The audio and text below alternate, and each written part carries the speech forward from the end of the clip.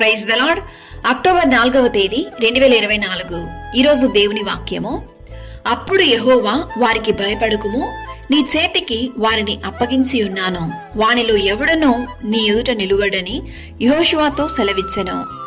యెహోషువ 10వ అధ్యాయం 8వ వాక్యము. అవును క్రీస్తునందు ప్రియులారా, అపవాది అయినటువంటి సాతాను విశ్వాస జీవితంలో, విశ్వాస యాత్రలో మనల్ని ఎదుర్కోవడానికి అనేక తంత్రములను, కుయుక్తులను చేయుచూ ఉంటాడు. శత్రువు అయినటువంటి సాతాను అన్ని వైపులా మనులను తరుముచు నిందలను, అవమానములను, రోగములను, ఆర్థికపరమైన ఇబ్బందులను, లేమి, శోధనలు, ఇలా ఎన్ని విధాలుగా మనల్ని కృంగదీయగలడో అన్ని విధాలుగా తరుముచున్న సమయంలో యెహోషువతో దేవుడు చేసిన ఈ నిబంధనను జ్ఞాపకముంచుకొనుము.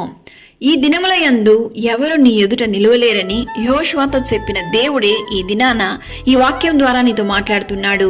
కావున నీలో ఉన్నటువంటి దేవునికి నచ్చని ప్రతి కార్యములు, ప్రతి అలవాట్లను, ప్రతి పాపపు కార్యములను విడిచిపెట్టి దేవుని సన్నిధిలో నీ హృదయమును కుమ్మరించుము.